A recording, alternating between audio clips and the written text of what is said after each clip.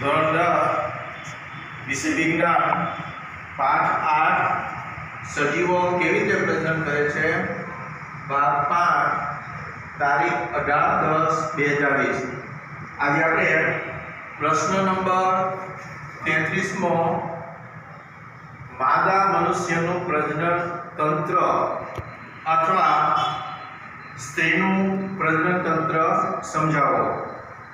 તો સ્ત્રીનું પ્રજનન તંત્ર એના ભાગો એક જોડ અનપિંડ અને બે નર થયા, બે બાજુ એક જોડ અનપિંડ, પછી એક જોડ અનવાહિની, નામ એક જોડ અનપિંડ, એક જોડ અનવાહિની, ગર્ભાશય, ગ્રીવા, યોનિમાર્ગ અને યોનિદ્વાર આટલા એના અંગોમાં સમાવેશ થાય છે। સ્ત્રીનું પ્રજનન તંત્ર એક જોડ અનપિંડ, એક જોડ અનવાહિની, ગર્ભાશય, ગ્રીવા, યોનિમાર્ગ અને યોનિદ્વાર કરાવે છે। આમાંથી આપણે લેતા જઈએ પહેલા અનપિંડ। તો અનપિંડ પુરુષનું શુક્રપિંડ છે એ ઉદર ગુહાની બહાર હોય, જ્યારે સ્ત્રીનું અનપિંડ છે એ ઉદર ગુહામાં આવે અંદર। સ્ત્રીની ઉદર ગુહામાં એક જોડ અનપિંડ આવેલા છે। માદા જનનકોષ અને માદા જનનકોષ એટલે અંડકોષ, એ અનપિંડમાં આ અનપિંડની અંદર અંડકોષો નિર્માણ પામે છે।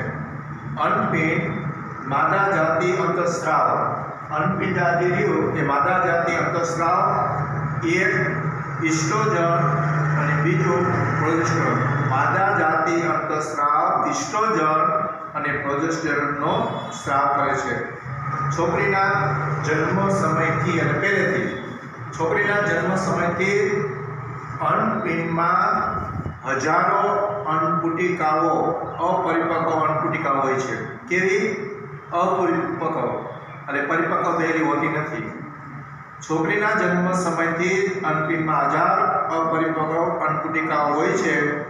યૌવનારંભે, જ્યારે તરુણાવસ્થાની અંદર યૌવનારંભે પહોંચે ત્યારે કેટલાક અંડકોષો પરિપક્વ થવાની શરૂઆત કરે છે। આ અન્નપુટિકા છે એ પરિપક્વ થાય અને એમાંથી અંડકોષ મુક્ત થાય, પણ ક્યારે? યૌવનારંભે। બંને અનપિંડ વારાફરતી, એક મહિને આ અનપિંડનો વારો, એક ફેરે આ અનપિંડનો વારો, એટલે બંને વારાફરતી પ્રતિ માસ એટલે એક માસે એક અંડકોષ મુક્ત કરે છે। એક ફેરે આ બાજુના અનપિંડમાંથી એક અંડકોષ મુક્ત થાય અથવા એક ફેરે આ બાજુના અનપિંડમાંથી એક અંડકોષ મુક્ત થાય।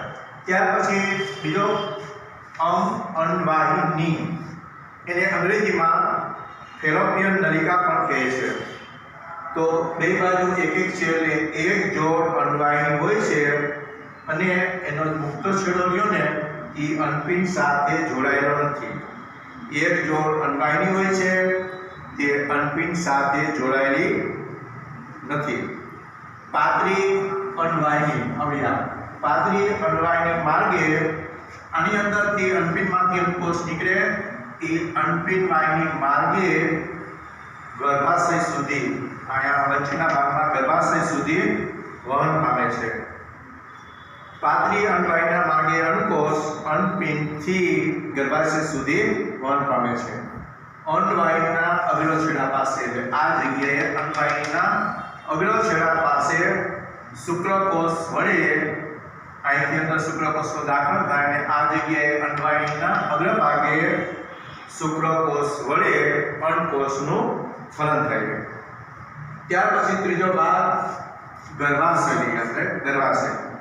તો બંને તરફની અનવાહિની, આ બાજુની અનવાહિની અને આ બાજુની અનવાહિની, બંને તરફની અનવાહિની જોડાઈને શબ્દ ત્રણ યાદ રાખો: નાજુક, સ્થિતિસ્થાપક અને ઊંધા નાસપતિ આકારની રચનાનું નિર્માણ કરે। ફરીથી બંને તરફની અનવાહિની જોડાઈને નાજુક, સ્થિતિસ્થાપક અને નાસપતિ આકારની રચનાનું નિર્માણ કરે છે, એને ગર્ભાશય કહેવાય। ગર્ભનું સ્થાપન અને પોષણ, ગર્ભ જે એનું સ્થાપન અને પોષણ ગર્ભાશયમાં થાય છે। ગર્ભાશયના દુરસ્થ સાંકડા છેડાને, આ ગર્ભાશય છે એનો દુરસ્થ સાંકડો છેડો છે, આ છેડાને ગ્રીવા કહેવામાં આવે છે। ત્યાર પછીનો પોઈન્ટ યોનિ માર્ગ. તો ગર્ભાશય ગ્રીવા, આ ગ્રીવા નહીં, એ ગર્ભાશય ગ્રીવા દ્વારા નલિકામય રચના યોનિ માર્ગમાં ખુલે છે. યોનિ માર્ગ શરીરની બહાર યોનિ દ્વાર રૂપે, આ યોનિ દ્વાર છે એ યોનિ દ્વાર રૂપે શરીરની બહાર ખુલે છે. જાતિ સમાગમ દરમિયાન યોનિ માર્ગમાં અને યોનિ માર્ગની અંદર શુક્રકોષો આ જગ્યાએથી પ્રવેશ પામે છે. આ થયું સ્ત્રીનું પ્રજનન. પ્રશ્ન નંબર 34મો, સ્ત્રીમાં ભ્રૂણનું નિર્માણ કેવી રીતે થાય છે અને બાળકનો જન્મ કેવી રીતે થાય છે તે સમજાવો, અથવા ગર્ભસ્થાપનથી બાળકના જન્મ સુધીની પ્રક્રિયા સમજાવો. તો અનપિંડમાંથી મુક્ત થતો અંડકોષ એ અન્નવાહિનીમાં પ્રવેશ કરે છે. આ અનપિંડમાંથી અંડકોષ મુક્ત થાય અને અન્નવાહિનીની અંદર પ્રવેશ કરે છે. હવે ફલન ક્યાં થાય? તો જાતિ સમાગમ દરમિયાન શુક્રકોષો આ જગ્યાએથી જાતિ સમાગમ દરમિયાન શુક્રકોષો યોનિ માર્ગમાં પ્રવેશ દાખલ થાય છે. શુક્રકોષો આ યોનિ માર્ગમાં ઉપરની તરફ વહન પામી અને અન્નવાહિનીના અગ્રસરે અન્નવાહિનીમાં પહોંચે છે અને આ કોષનું શુક્રકોષોને આ જગ્યાએ અન્નવાહિનીમાં શુક્રકોષો વડે અંડકોષનું ફલન થાય છે. ફલન થયા પછી ગર્ભસ્થાપન અને વિકાસ કરે. તો ફલિત અંડકોષ એટલે કે યુગ્મનજનું વિભાજન. ફલન થઈ ગયા પછી જે અંડકોષ હોય એનું વિભાજન થાય છે અને કોષોના જથ્થા જેવી રચના આ અંદર ગર્ભનું નિર્માણ કરે છે. ગર્ભાશય ગર્ભધારણ કરવા માટે અને ગર્ભને પોષણ આપવા માટે પ્રત્યેક મહિને દર મહિને ચોક્કસ તૈયારી કરે છે. ગર્ભાશયના અંત આવરણ એટલે અંદરનું આવરણ, ગર્ભાશયનું અંત આવરણમાં ગર્ભનું અને આદિની અંદરના ભાગમાં ગર્ભનું સ્થાપન થાય છે. અહીં ગર્ભ સતત વૃદ્ધિ પામીને ભ્રૂણ વિકાસ કરે છે. એટલે નાનામાંથી વૃદ્ધિ પામી અને મોટો થાય છે, ભ્રૂણ વિકાસ પૂરો કરે છે. ગર્ભાશયનું અંત આવરણ, અંદરનું આવરણ જાડું બને છે. તે ગર્ભધારણ દરમિયાન ભ્રૂણના પોષણ માટે વૃદ્ધિ પુરવઠા સબબ બને છે. શું કીધું? ગર્ભધારણ દરમિયાન જ્યારે ગર્ભનું ધારણ થાય ત્યારે અંદર જે ભ્રૂણ હોય એ ભ્રૂણના પોષણ માટે વૃદ્ધિ પુરવઠા સબબ બને છે.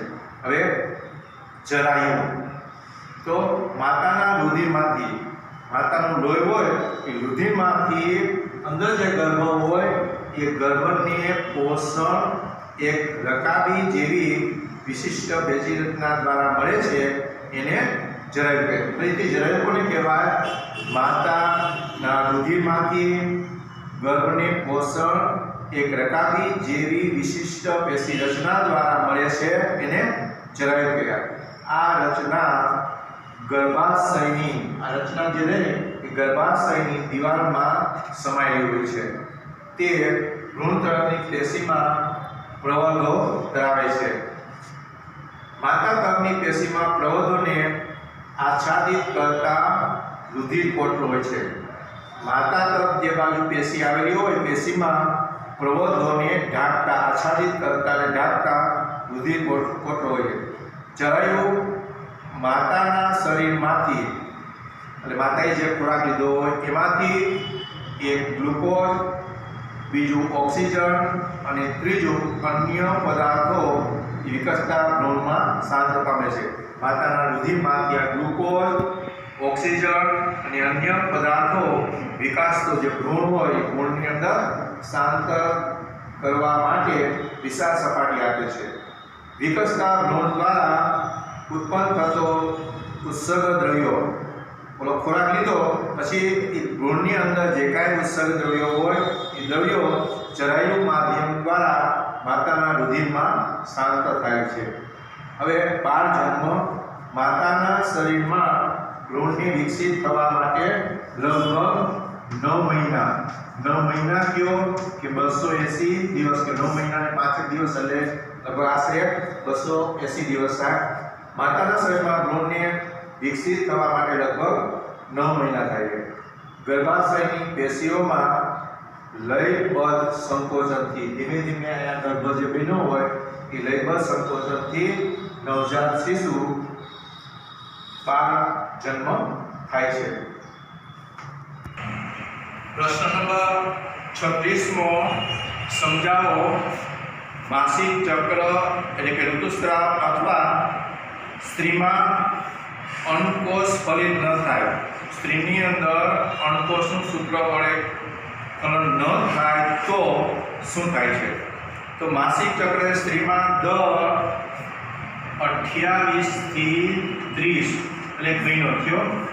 માસિક ચક્ર સ્ત્રીમાં દર 28 થી 30 દિવસના સમયગાળે થતી ઘટના છે. તે એક ચક્રીય ક્રિયા છે અને ગર્ભધારણ દરમિયાન અવરોધાય છે. જ્યારે ગર્ભનું ધારણ થાય ત્યારે આ ક્રિયા બંધ થઈ જાય છે, એટલે ગર્ભધારણ દરમિયાન અવરોધાય. માસિક સ્ત્રાવ દરમિયાન યોનિમાર્ગમાંથી રક્તસ્રાવ બહાર નીકળે છે. આ સ્ત્રાવ દરમિયાન કોષ ભંગાર એટલે અંદરની કોષ દિવાલ હોય, અફલિત અંડકોષ ફલન ન થયો હોય, અંડકોષ હોય, રુધિર કેશિકાઓ હોય, એ બધું કોષ ભંગાર. આ સ્ત્રાવ દરમિયાન કોષ ભંગાર અને અફલિત અંડકોષનો અહીંયા યોનિમાર્ગ મારફતે ઋતુસ્રાવ થાય છે, બહાર ત્યાગ થાય છે. સ્ત્રીમાં જો અંડકોષનું ફલન ન થાય તો અંડકોષ લગભગ 1 દિવસ સુધી જીવિત રહે છે. જો ફલન થાય તો એ જીવતો રહે, ફલન ન થાય તો તે માત્ર 1 દિવસ સુધી જીવિત રહે છે. અનપિંડ પ્રત્યેક મહિને એક અનપિંડમાંથી દર મહિને એક અંડકોષ મુક્ત થાય છે. ગર્ભાશય પ્રત્યેક મહિને એટલે ગર્ભાશય અંદરનો યુગ એ ગર્ભાશય પ્રત્યેક મહિને એટલે દરેક મહિને ગર્ભના સ્થાપન માટેની તૈયારીઓ કરે છે. આ માટે ગર્ભાશયની અંતર દિવાલ એ તૈયારી કરે ત્યારે શું થાય? તેની અંદરની ગર્ભાશયની અંદરની દિવાલ હોય એ જાડી, સીધી સાંકળ અને પુષ્કળ વૃદ્ધિ પુરવઠા સગર બને છે. જ્યારે ગર્ભનું સ્થાપન થવાનું હોય ત્યારે ગર્ભાશયની અંદરની દિવાલ જાડી બને, સીધી સાંકળ અને પુષ્કળ વૃદ્ધિ પુરવઠા સગર બને. પરંતુ જો ફલન ન થાય તો ગર્ભાશયના અંતર આવરણની જરૂર રહેતી નથી. એટલે આ અંતર આવરણ એને જે બનાવેલું હોય એની દિવાલ જે જાડી હોય એ તૂટવા માંડે. તેથી આ આવરણ ધીરે ધીરે તૂટે છે. આ દિવાલ જાડી હોય એ ધીમે ધીમે ફલન ન થાય તો જાડી દિવાલ તૂટે છે. તેથી તૂટી રુધિર અને શ્લેષ્મા રૂપે આ બધો રુધિર કેશિકાઓ, અફલિત અંડકોષ અને કોષનો ભંગાર જે બધો હોય એ યોનિમાર્ગ દ્વારા બહાર નીકળે છે. શ્લેષ્મ રુધિર અને શ્લેષ્મના રૂપે યોનિમાર્ગમાંથી બહાર નીકળે છે. આ સ્ત્રાવ લગભગ 1 મહિનાના સમયગાળે થાય છે અને તેને માસિક ચક્ર કે રજોધર્મ કહે છે. ઋતુસ્રાવ કહે છે, માસિક સ્ત્રાવ કે ઋતુસ્રાવ કે રજોધર્મ કહે છે. અને એનો અવધિ અને સમય 2 થી 8 દિવસનો હોય છે. માસિક ચક્રનો કુલ સમય એટલે 28 થી 30 દિવસના સમયગાળે માસિક ચક્ર થાય છે. એમાં આ જે માસિક સ્ત્રાવ થાય એટલે કે ઋતુસ્રાવ થાય, રજોધર્મ થાય, એની અવધિ 2 થી 8 દિવસ હોય છે. પ્રશ્ન નંબર 37મો, લૈંગિક પરિપક્વતા સંદર્ભે તરુણો એટલે કે વ્યક્તિઓ પર ક્યાં દબાણ હોય છે, શા માટે? તો લૈંગિક કે જાતીય પરિપક્વતા સંદર્ભે તરુણો વિવિધ પ્રકારના દબાણ હેઠળ હોય છે. આપણે કંઈક લેતા જઈએ. પહેલું, વ્યક્તિ ઈચ્છતી હોય કે ન ઈચ્છતી હોય પરંતુ મિત્રો દ્વારા ચોક્કસ પ્રવૃત્તિમાં ભાગ લેવાનું દબાણ હોય છે. ફરીથી પહેલું, વ્યક્તિ ઈચ્છતી હોય કે ન ઈચ્છતી હોય પરંતુ મિત્રો દ્વારા ચોક્કસ પ્રવૃત્તિમાં ભાગ લેવાનું દબાણ હોય છે. અહીંયા બીજું દબાણ વિવાહ, લગ્ન કરવા તેમજ લગ્ન કર્યા પછી સંતાનોત્પત્તિ માટે પારિવારિક દબાણ એટલે આપણા કુટુંબમાંથી દબાણ આવે. લગ્ન કરવાનું અને સંતાન પ્રાપ્ત કરવાનું. વિવાહ તેમજ સંતાનોત્પત્તિ માટે પારિવારિક દબાણ હોઈ શકે.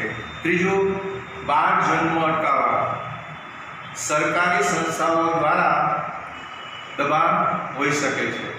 ચોથું જાતિ સમાગમ એટલે કે મૈથુન ક્રિયા દરમિયાન પોતાની ક્ષમતા દર્શાવવાનું દબાણ હોઈ શકે. લૈંગિક પરિપક્વતા એક ક્રમિક પ્રક્રિયા છે અને તે સમયે શારીરિક વૃદ્ધિ પણ થતી હોય છે. તેથી આંશિક સ્વરૂપમાં લૈંગિક પરિપક્વતાનો અર્થ પ્રજનન ક્રિયા તેમજ ગર્ભધારણ માટે વ્યક્તિનું શરીર અથવા મન યોગ્ય થયેલું છે એવો કરી શકાય નહીં.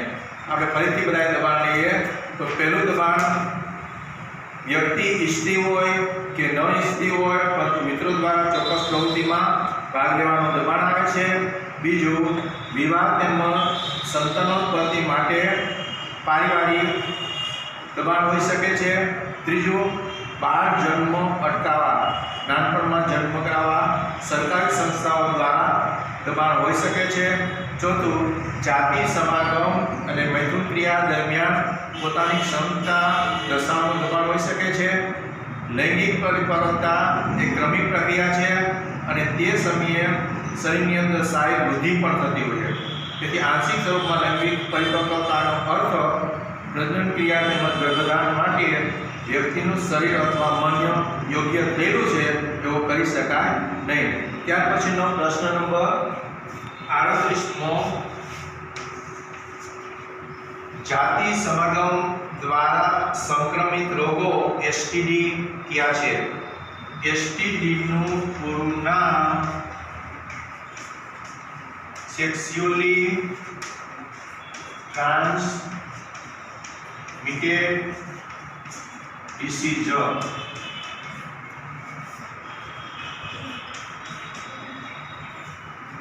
જાતિ સમાગમ દ્વારા સંક્રમિત રોગો એસટીડી એટલે કે સેક્સ્યુઅલી ટ્રાન્સમિટેડ ડિસીઝ રોગ કયા છે?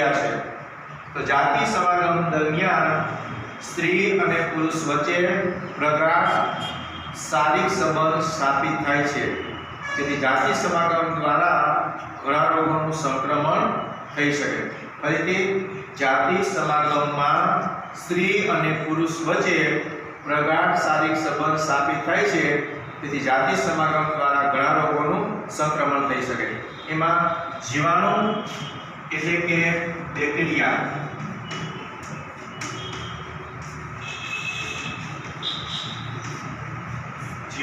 બેક્ટેરિયા દ્વારા થતા રોગો એ બે પ્રકારના રોગો છે.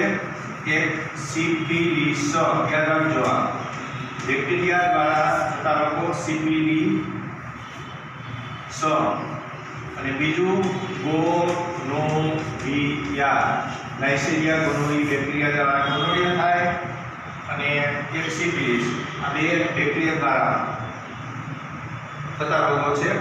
વાયરસજન્ય રોગ,